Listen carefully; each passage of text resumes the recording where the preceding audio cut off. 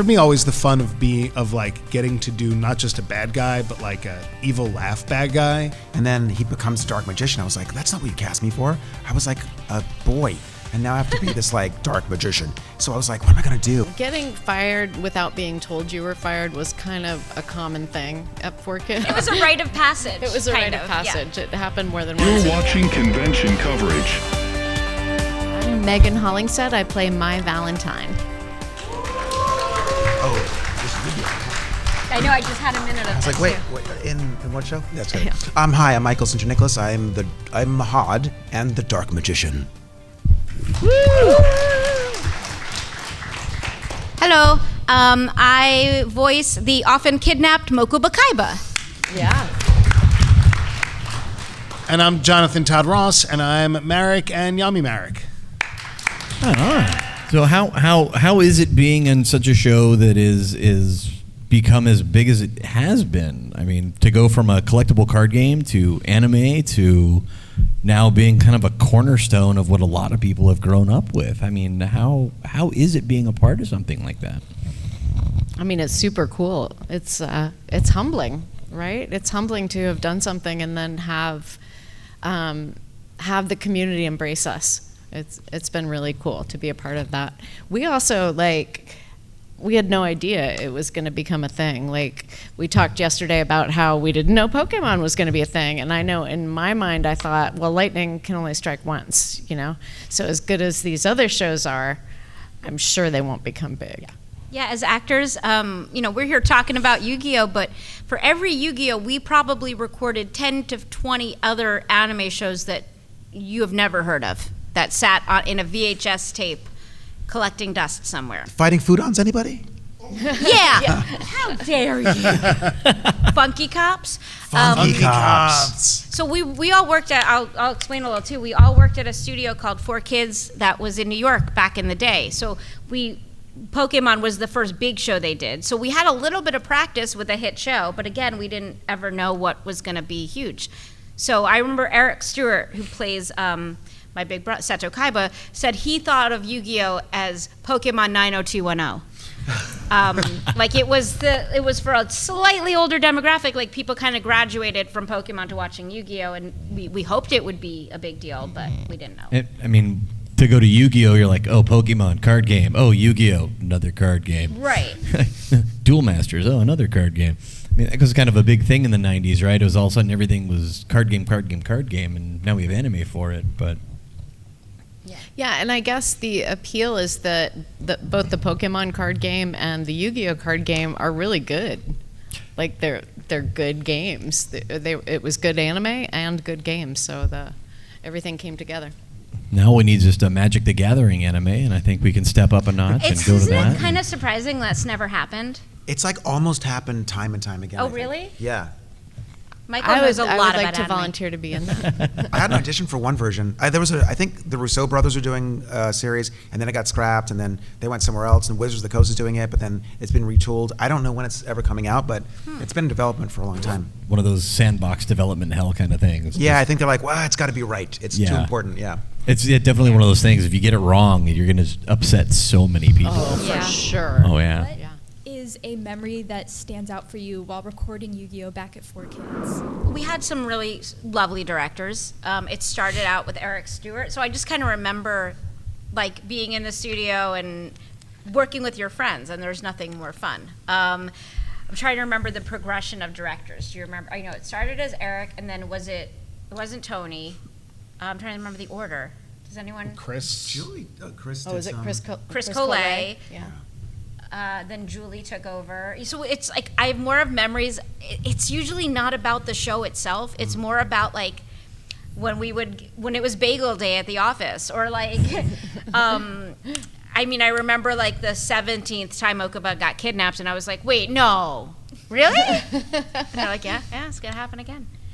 So Darren directed it, obviously, Darren Dunstan, and still does. Who now does, yeah. He still does. Yeah, he's awesome to work with. Like what you said, my best memories of that time were friends.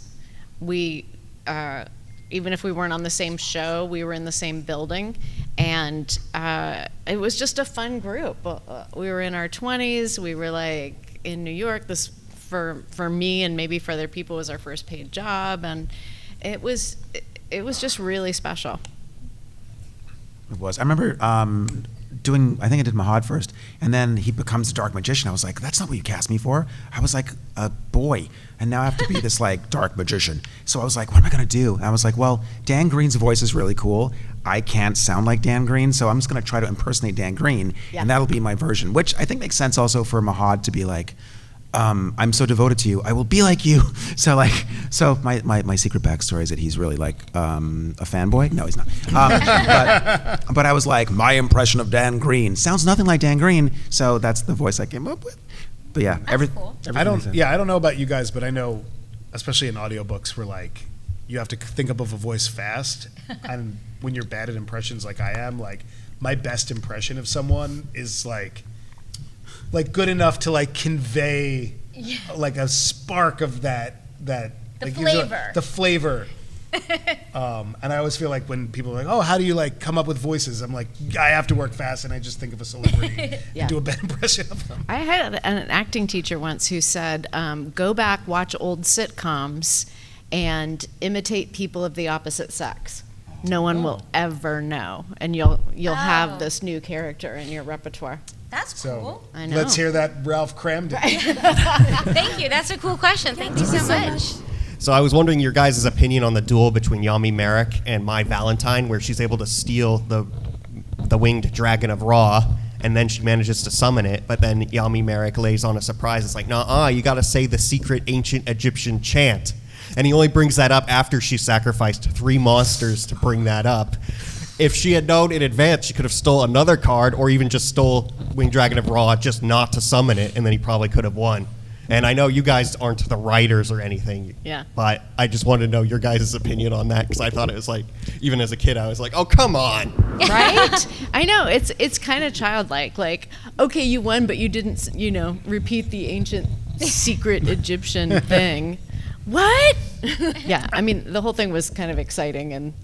Yeah, and I think it's such, that duel I know is such a great moment in that arc. But I like, for me, always the fun of getting to do not just a bad guy, but like a evil laugh bad guy is just like how much fun you could have with a character's immorality. Like if you're the bad guy, like who cares? Like of course you're going to cheat. Of course you're going to do all of these things in order to get your way. Of course you're going to not endanger yourself and like take over other people's minds so that they can do the work for you. And and it is something that was just so fun to step into that role and just be able to have fun with him being a bad boy. And your audition process, just to jump in, because I happen to know this backstory, your audition process was like grueling to get this role, right? Can you tell them about that? Yeah, sure. It was grueling, and I also had no idea. I did not know what Yu-Gi-Oh was a thing. It was. I'm not sure the show had premiered. Maybe it did premiere, but it was early days. Yeah. And I certainly had no idea it was like a thing, and not just that, but I had no idea that Merrick was like going to be a significant bad guy, because the audition the role when I auditioned for it was only like 14 lines long. It was a slow roll to Merrick getting going. But I auditioned and I got the job, and then I lost the job. And I don't remember there being like a sorry bud phone call. I was doing a show with Erica Schroeder at the time, and another actor. A play. It was a musical. Yeah, I was doing a musical stage show. Yep. It's a whole other. That show's a whole other conversation that no one cares about. But I was doing this show, and one of the other actors in the show got the job, and that's how I found out. So that was heartbreaking. It was especially like I was excited. I'd only done a little bit of voiceover work on Ultraman before that, so I was like so excited. It was really fun too, Ultraman. And he got the job, and I was very sad for a whole week, and I finally was starting to make my peace with it. And then after a week had gone by, they said, "Hey, we would love you to come back in and do it again, and we'll like try something differently." And then things just like switched around, where now I was feeling good and he was feeling sad. Oh, man. He's fine. That was Matt Damon. No, I'm just kidding. It's Tom Hanks. And then we did actually, we recorded the episode then a second time, and instead of firing me, they said, "Good, closer." And then they had me record it again, and they said, "Almost there." And then we recorded it one more time, and they were like, "That's it." And like again, I knew he was going to be in at least a few more episodes, but I did not know that it was going to be a significant part on the show at that point. And getting fired without being told you were fired was kind of a common thing at 4Kids. It was a rite of passage. It was a rite kind of passage. Yeah. It happened more than once. And in fact, when Mai was sent off to the Shadow Realm and I wasn't called in for any sessions for a while, I was like, well, I've been fired. Oh, well. Well, yeah, I get it. So thank you. Sorry, I knew that was a good story, Yeah. so that's why I asked you. Thank you. 7 times a charm. That's great. What are your hook lines for getting into each of your Yu-Gi-Oh characters? Oh, I got it. Great. Yeah, Help! me too. Big brother, help! That's a whole episode right there. Sento, help! Yeah, that was pretty. That was it. That was my arc. Good. The evil laughter would always be like my warm up. That's so good. Yeah. The only reason I duel is the thrill of trouncing a worthy opponent. Ooh. I have traveled through time and space to defend you, my pharaoh. Ooh. Thank you. And just like some insider info. So luckily when we forget sometimes what exactly our characters sound like, because sometimes months or years go by in between sessions. So they keep something that they call a voice reference. And what often they do is they play you an old line of yourself, and then they have you repeat it back to get the level and to also help you get into character. So luckily, we don't have to remember perfectly what the voice sounds like. That's just some inside info. Inside hot goss.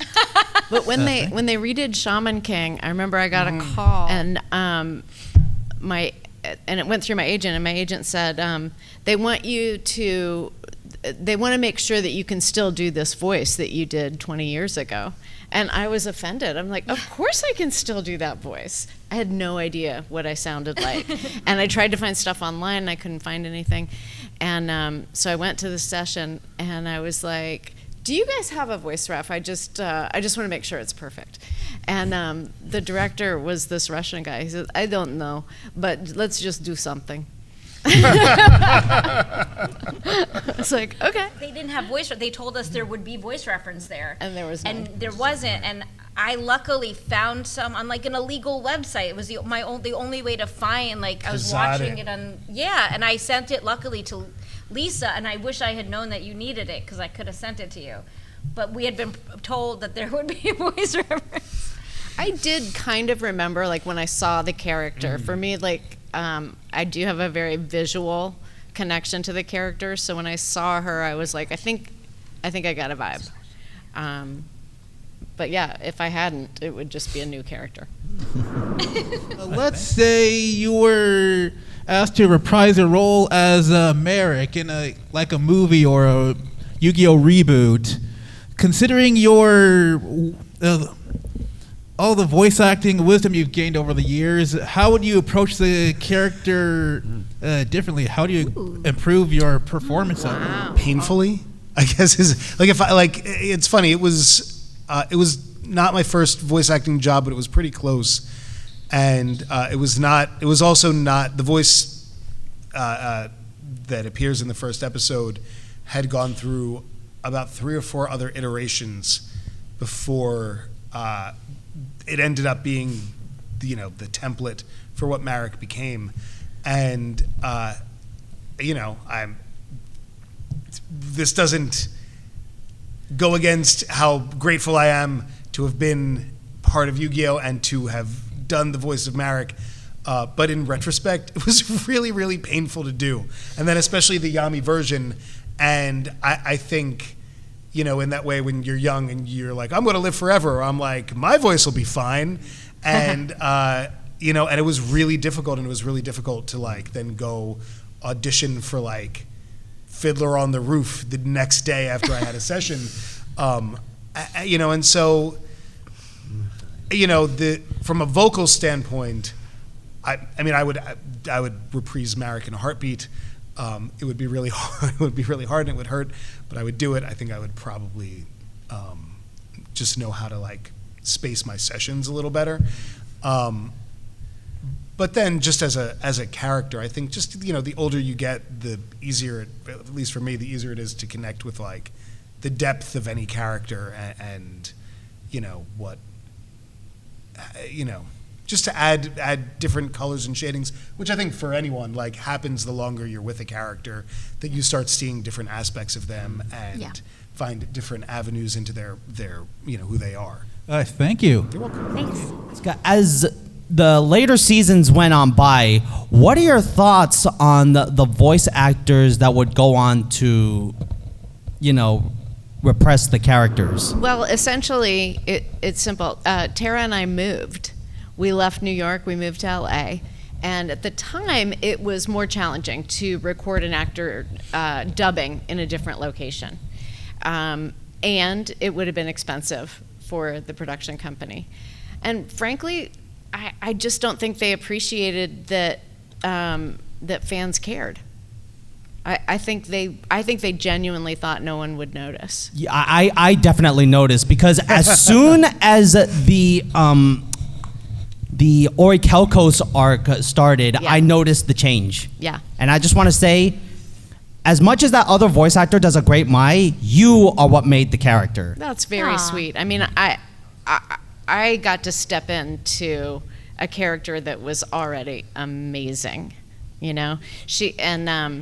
I auditioned for her, I just saw her. I looked at her stance and her clothes and the way she carried herself, and I was like, oh yeah, girl, I want to be you. Yeah, and we were friends with all these people. So when Carrie Karanen took over, I was like, oh good, I'm glad it went to a friend of mine. Yeah. And we've done conventions together, where we sign Mokuba stuff together, and it's we never have hard feelings about that kind of stuff, especially because we moved. I mean, it was our decision to move. So and I like that people kind of want there to be a more dramatic story. And I wish there was. I wish I could be I had a fight with the producer. There's no drama to the story, which is kind of boring, but yeah. Erica Schroeder, who took over the role of Mai, and she also coincidentally took over the role of Nurse Joy at the same time. And she later told me with Nurse Joy they asked her to voice match me, and with Mai Valentine they just said do what you want. But she and I have we really got to know each other when during COVID we got together with all the Nurse Joys, and it turns out there were 6 of us over the years. Yeah, and we cured. No, we had a poster of 6 Nurse Joys that we all signed and donated the money. So that was really fun. Thank you so much. Thank you. Do you have a favorite Yu-Gi-Oh card? Harpy Lady. Duh. I like Sartorius because it was named after a guy who worked at 4Kids named David Sartorius. And they thought it would be fun to name a card after him.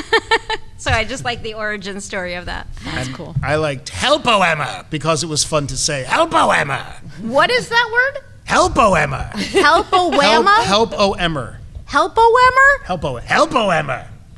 That's a first. I have not heard of. Helpoemma. That's the one. Actually, my favorite card is a Mahad card. It's a flashy, glowy, silvery foil one that I just saw recently. That I saw for the first time, and it was really pretty. Okay, thank you. He likes shiny, pretty things. Yeah. What Pokemon would your Yu-Gi-Oh characters use? I'd like to think that Mokuba would have a Bulbasaur. I mean, just selfishly. Sure. But when I think about Mokuba, I think Mokuba would like the cute Pokemon. I think he'd like an Eevee, or maybe even a bug type. He might go for the little bug types, or Caterpie. That sounds right. Yeah.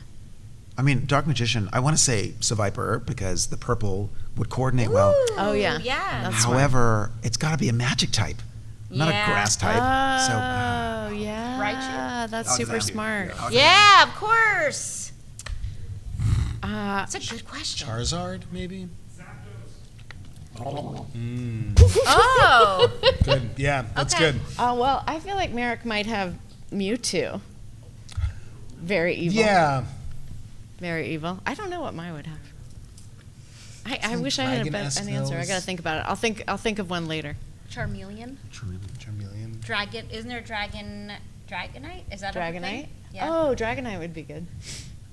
Wait, what would Mai have? I missed it. I couldn't think of one. What? Help her Come out. on. I think something like pretty and like slinky. know. Like, Arbok? Like that Arbok? you could wear around her neck? Oh, you're good. You guys, it was not that long ago that I learned that Arbok backwards was Cobra and and the other one? Ekans. Yeah, Ekans was Snake. I just didn't. Did you know that? No. Yeah, I know. I felt really dumb when I learned that. That's good. Yeah. Did you know that? Sartorius. Sartorius. Did you know that? Yeah. Yeah. Okay. You yeah. did not. What's Rattata You backwards? just learned that. I'm still You're not convinced. I'm still trying to spell it out of my head. Good question. Thank you. Thank you. What role did you guys not get or have to pass on that you really wanted? If we're going to stick with the 4Kids theme, I think the roles that all the women wanted was the April O'Neil role in Ninja Turtles, because that was going to be the first animation that was new animation and not a dub. So I remember being like, oh, please, please, please let me get this. And obviously Veronica Taylor is amazing in it, and we were all really happy for her, but I wanted that role. Oh man, I lost out on so many roles. Oh, yeah. Like any show that premiered from like 2000 to like 2005, I did not get the part, and every one of them hurt. Annie. Even Annie would have hurt. I would have been what a rooster I would Orphan have Annie. been. Yeah, it's tough being an actor. Like, I've found that maybe 1 out of 30. We have to learn how to let them go. You do the audition and let go. But I find that 1 out of 30 is just like, oh, I really wanted that. One that I actually was cast in, but then I was fired. I wasn't fired, but I was the voice of the computer in Escape from Planet Earth. And it was going to be my first original animation going into movie theaters, and I was like, well, I've obviously made it, so excuse me.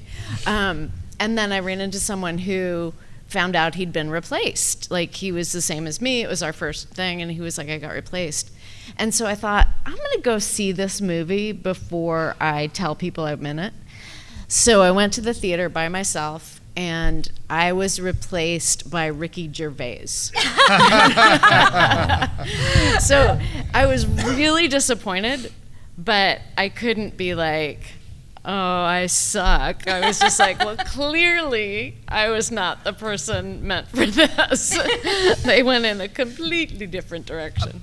Yeah, but I think for better or worse, I mean, mostly worse, but like, it happens that happens all the time. It's happened to everyone here. All the and time. like, if you're in that field, it will happen to you. Yeah. No matter your level of success, you will always have, at minimum, a story, not even where like you didn't get the part, but like where you thought you got the part and then didn't. Yeah.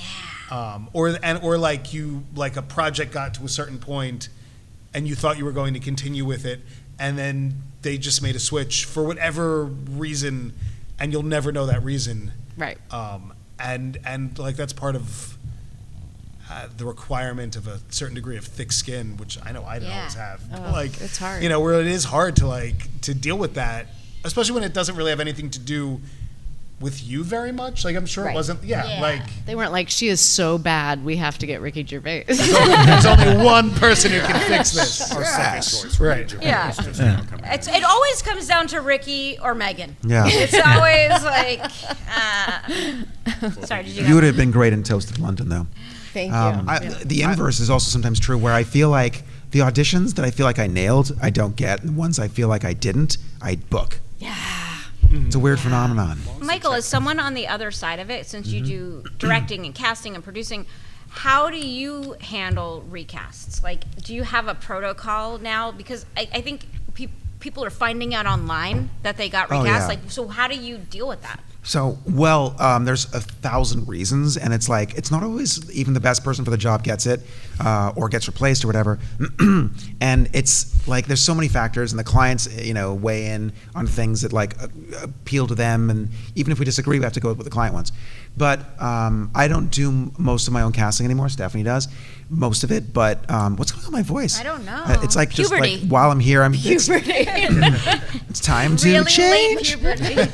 Yeah, it can happen anytime, guys. Second. I have that He's a effect man. But we always tell them, like, we'll tell them before, no matter what's going on. And we've had to have some weird replacements that are really upsetting, for various reasons. They can be the client did this, or they want something else now, or now it's going celebrity, or they wanted, So we always tell the actor now if there's a recast. But, we try to not do them. Thank you all very much. Thank you very much, everybody.